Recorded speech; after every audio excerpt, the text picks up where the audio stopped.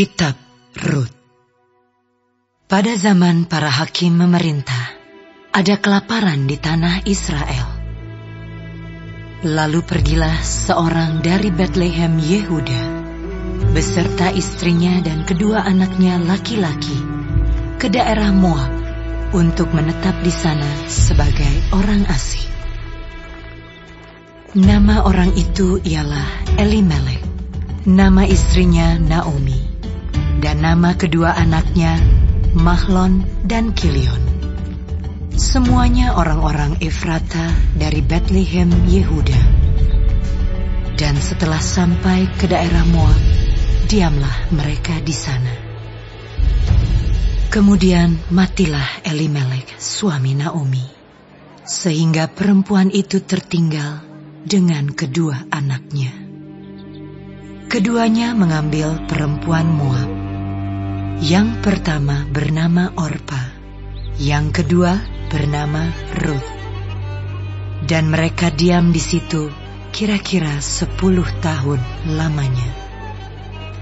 Lalu matilah juga keduanya, yakni Mahlon dan Kilion, sehingga perempuan itu kehilangan kedua anaknya dan suaminya.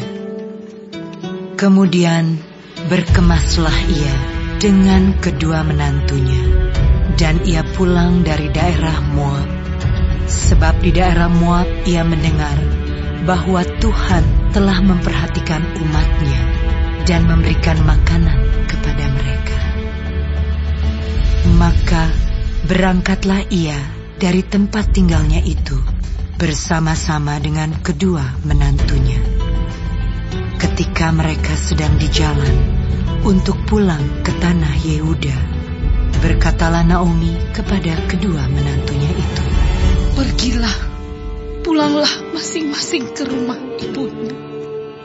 Tuhan kiranya menunjukkan kasih-Nya kepadamu, seperti yang kamu tunjukkan kepada orang-orang yang telah mati itu dan kepadaku. Kiranya atas karunia Tuhan kamu mendapat tempat perlindungan masing-masing di rumah suaminya." Lalu diciumnyalah mereka, tetapi mereka menangis dengan suara keras dan berkata kepadanya, "Tidak, kami ikut dengan engkau pulang kepada bangsamu." Tetapi Naomi berkata, "Pulanglah anak-anakku. Mengapakah kamu turut dengan aku? Bukankah tidak akan ada lagi anak laki-laki yang kulahirkan untuk dijadikan suamimu nanti? Pulanglah anak-anakku, pergilah, sebab sudah terlalu tua aku untuk bersuami. Seandainya pikirku ada harapan bagiku, dan sekalipun malam ini aku bersuami, bahkan sekalipun aku masih melahirkan anak laki-laki, masakan kamu menanti sampai mereka dewasa? Masakan karena itu kamu harus menahan diri dan tidak bersuami? Janganlah kiranya demikian, anak-anakku. Bukankah jauh lebih pahit yang aku alami daripada kamu? Sebab tangan Tuhan teracung terhadap aku." Menangis pula mereka dengan suara keras. Lalu Orpa mencium mertuanya itu minta diri, tetapi Rut tetap berpaut padanya. Berkatalah Naomi, "Telah pulang iparmu kepada bangsanya dan kepada para allahnya. Pulanglah mengikuti iparmu itu." Tetapi kata Rut, "Janganlah aku meninggalkan engkau dan pulang dengan tidak mengikuti engkau. Sebab kemana engkau pergi, ke situ jugalah aku pergi. Dan di mana engkau bermalam, Di situ jugalah aku bermalam. Bangsamu lah bangsaku, dan Allahmu lah Allahku.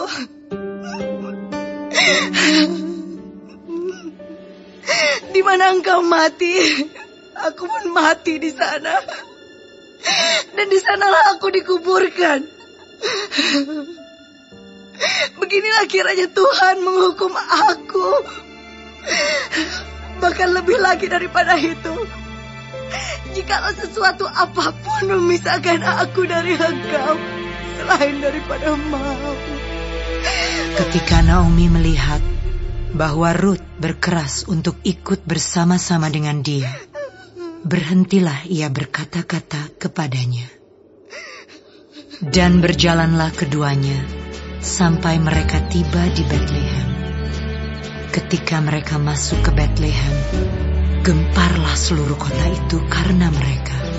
Dan perempuan-perempuan berkata, Naomi kah itu? Tetapi ia berkata kepada mereka, Janganlah sebutkan aku Naomi, sebutkanlah aku Mara. Sebab yang Maha Kuasa telah melakukan banyak yang pahit kepadaku. Dengan tangan yang penuh aku pergi, tetapi dengan tangan yang kosong Tuhan memulangkan aku. Mengapakah kamu menyebutkan aku Naomi? Karena Tuhan telah naik saksi menentang aku, dan yang Maha Kuasa telah mendatangkan malapetaka kepadaku. Demikianlah Naomi pulang bersama-sama dengan Rut, perempuan Moab itu, menantunya, yang turut pulang dari daerah Moab. Dan sampailah mereka ke Betlehem pada permulaan musim menuai jelai.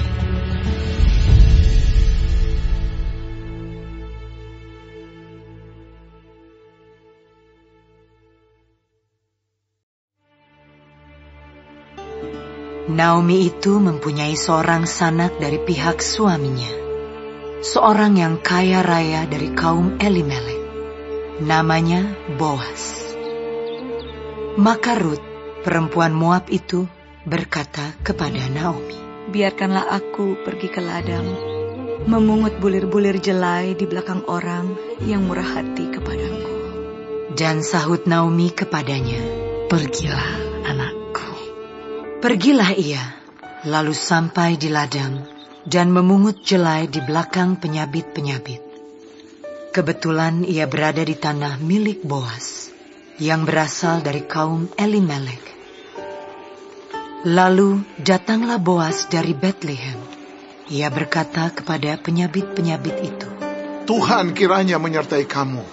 Jawab mereka kepadanya, Tuhan kiranya memberkati Tuhan. Lalu kata Boas kepada bujangnya yang mengawasi penyabit-penyabit itu, Dari manakah perempuan ini? Bujang yang mengawasi penyabit-penyabit itu menjawab, Dia adalah seorang perempuan Moab. Dia pulang bersama-sama dengan Naomi dari daerah Moab. Tadi ia berkata, Izinkanlah kiranya aku memungut dan mengumpulkan jelai dari antara berkas-berkas jelai ini di belakang penyabit-penyabit. Begitulah ia datang dan terus sibuk dari pagi sampai sekarang. Dan seketika pun ia tidak berhenti. Sesudah itu berkatalah Boas kepada Rut, Dengarlah dahulu anakku, tidak usah engkau pergi memungut jelai ke ladang lain, dan tidak usah juga engkau pergi dari sini. Tetapi tetaplah dekat pengerja-pengerjaku perempuan. Lihat saja ke ladang yang sedang disabit orang itu. Ikutilah perempuan-perempuan itu dari belakang, sebab aku telah memesankan kepada pengerja-pengerja lelaki, jangan mengganggu engkau. Jika engkau haus, pergilah ke tempayan-tempayan dan minumlah air yang dicedok oleh pengerja-pengerja itu. Lalu sujudlah Rut menyembah dengan mukanya sampai ke tanah, dan berkata kepadanya, Mengapakah aku mendapat belas kasihan daripadamu, sehingga Tuhan memperhatikan aku, padahal aku ini seorang asing? Boas menjawab, telah dikabarkan orang kepadaku dengan lengkap segala sesuatu yang engkau lakukan kepada mertuamu sesudah suamimu mati. Dan bagaimana engkau meninggalkan ibu bapamu dan tanah kelahiranmu serta pergi kepada suatu bangsa yang dahulu tidak engkau kenal. Tuhan kiranya membalas perbuatanmu itu, dan kepadamu kiranya dikaruniakan upahmu sepenuhnya oleh Tuhan Allah Israel, yang di bawah sayapnya engkau datang berlindung. Kemudian berkatalah Rut, Memang aku mendapat belas kasihan daripadamu ya Tuanku, sebab Tuhan telah menghiburkan aku dan telah menenangkan hati hamba-Mu ini. Walaupun aku tidak sama seperti salah seorang hamba-hamba-Mu perempuan. Ketika sudah waktu makan, berkatalah Boas kepadanya, Datanglah kemari, makanlah roti ini, dan celupkanlah suapmu ke dalam cuka ini.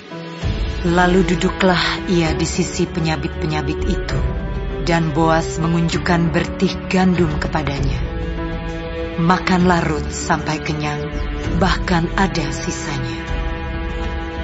Setelah ia bangun untuk memungut pula, maka Boas memerintahkan kepada pengerja-pengerjanya, Dari antara berkas-berkas itu pun ia boleh memungut, janganlah ia diganggu. Bahkan haruslah kamu dengan sengaja menarik sedikit-sedikit dari onggokan jelai itu untuk dia dan meninggalkannya, supaya dipungutnya. Janganlah berlaku kasar terhadap dia. Maka ia memungut di ladang sampai petang. Lalu ia mengirik yang dipungutnya itu, dan ada kira-kira seeva jelai banyaknya. Diangkatnyalah itu, lalu masuklah ia ke kota.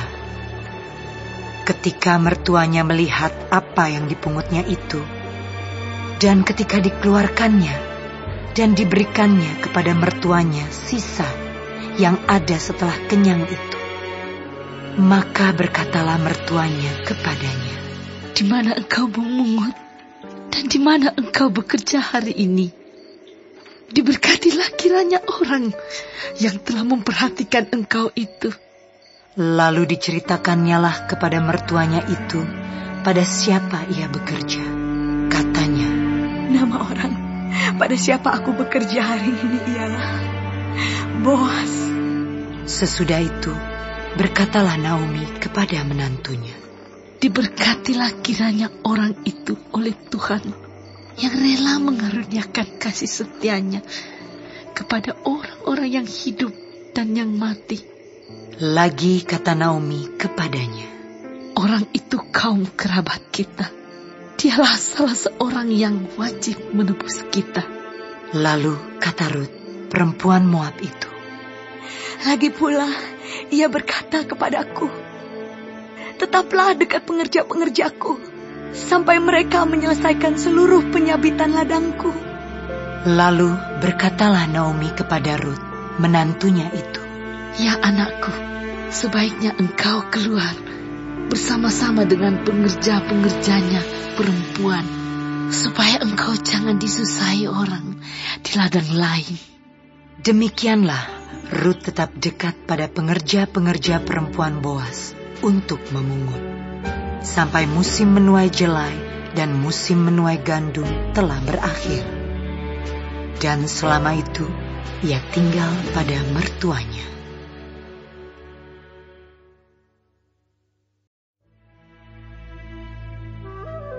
Lalu Naomi, mertuanya itu, berkata kepadanya, Anakku, apakah tidak ada baiknya jika aku mencari tempat perlindungan bagimu supaya engkau berbahagia? Maka sekarang, bukankah Boas yang pengerja-pengerjanya perempuan telah kau temani itu adalah sanak kita? Dia pada malam ini menampi jelai di tempat pengirikan. Maka mandilah dan beruraplah, pakailah pakaian bagusmu dan pergilah ke tempat pengirikan itu. Tetapi janganlah engkau ketahuan kepada orang itu sebelum ia selesai makan dan minum. Jika ia membaringkan diri tidur, haruslah engkau perhatikan baik-baik tempat ia berbaring.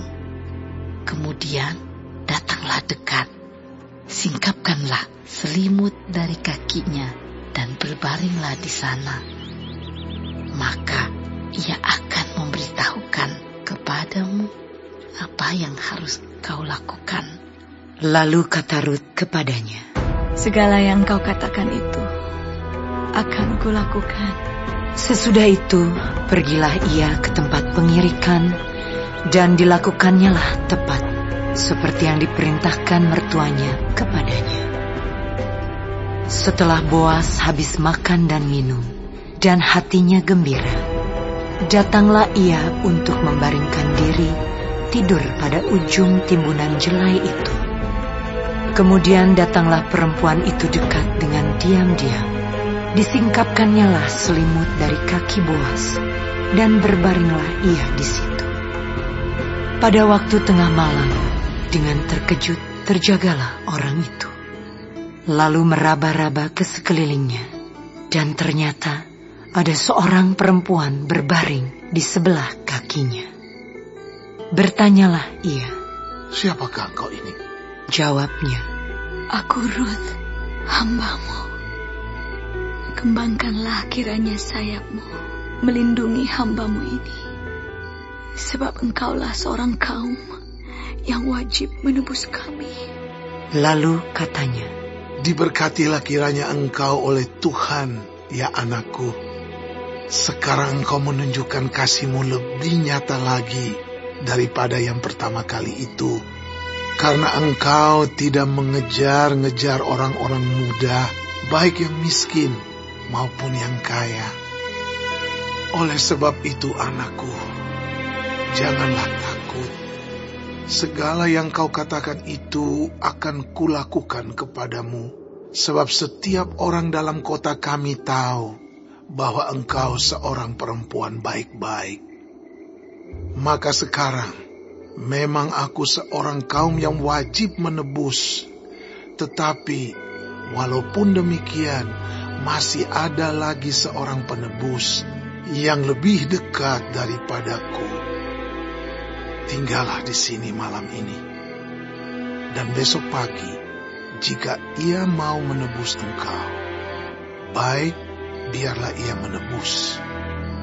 Tetapi jika ia tidak suka menebus engkau, maka akulah yang akan menebus engkau. Demi Tuhan yang hidup, berbaring sajalah tidur sampai pagi. Jadi berbaringlah ia tidur di sebelah kakinya sampai pagi. Lalu bangunlah ia, sebelum orang dapat kenal mengenal, sebab kata Boas, Janganlah diketahui orang bahwa seorang perempuan datang ke tempat pengirikan. Lagi katanya, Berikanlah selendang yang engkau pakai itu, dan tadahkanlah itu. Lalu ditadahkannya selendang itu. Kemudian ditakarnyalah 6 takar jelai ke dalam selendang itu. Sesudah itu pergilah Boas ke kota. Setelah perempuan itu sampai kepada mertuanya, berkatalah mertuanya itu, Bagaimana anakku? Lalu diceritakannya semua yang dilakukan orang itu kepadanya, serta berkata, Yang 6 takar jelai ini diberikannya kepadaku. Sebab katanya, engkau tidak boleh pulang kepada mertuamu dengan tangan hampa. Lalu kata mertuanya itu, Duduk sajalah menanti anakku, sampai engkau mengetahui bagaimana kesudahan perkara itu. Sebab orang itu tidak akan berhenti sebelum diselesaikannya perkara itu pada hari ini juga.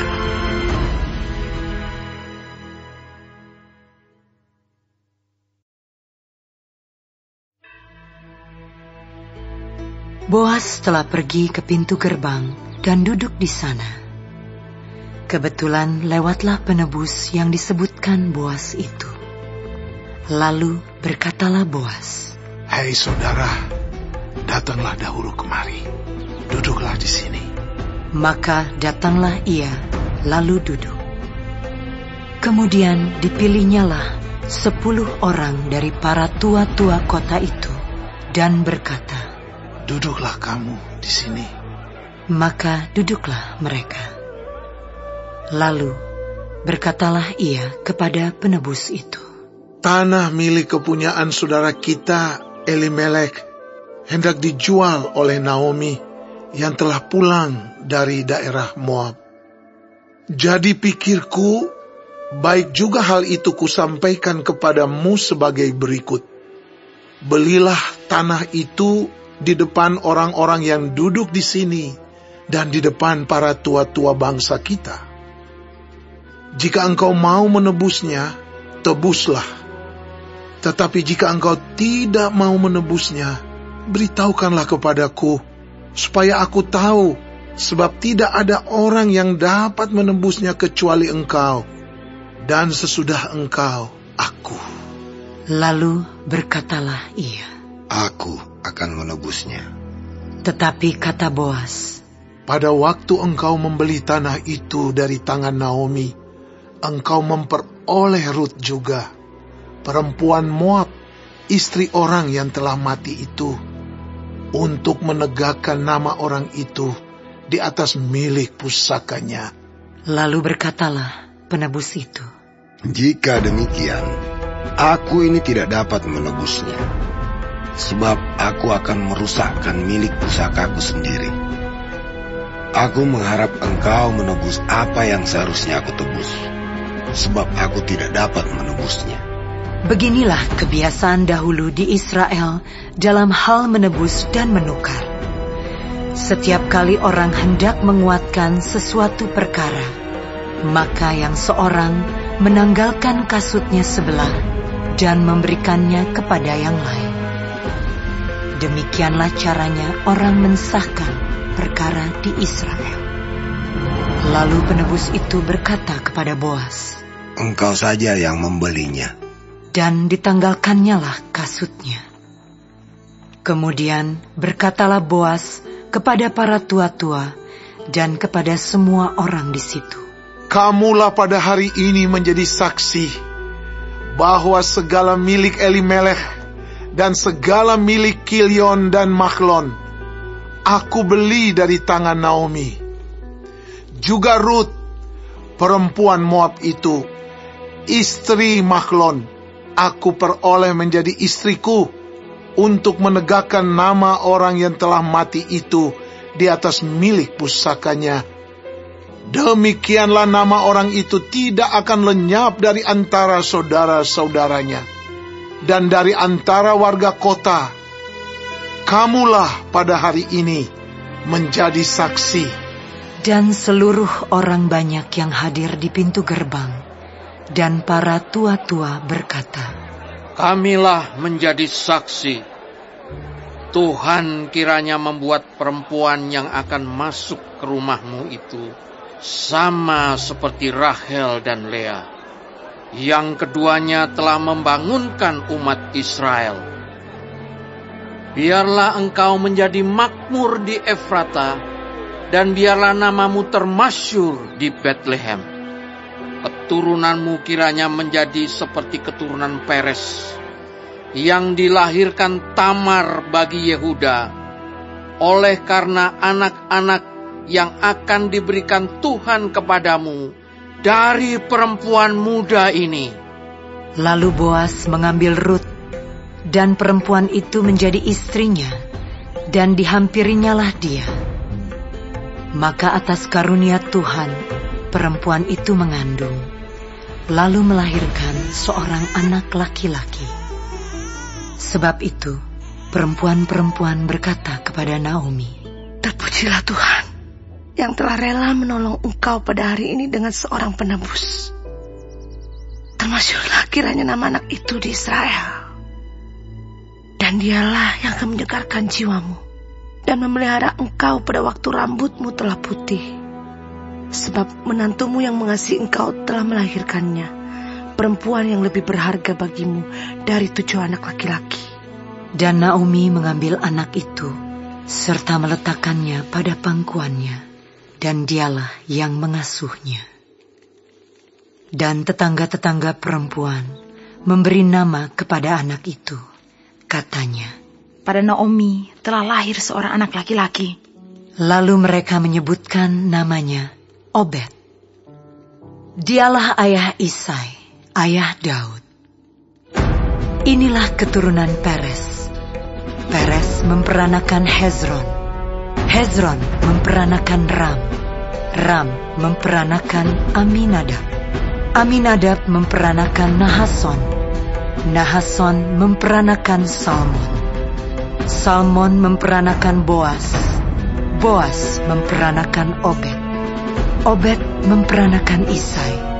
Dan Isai memperanakan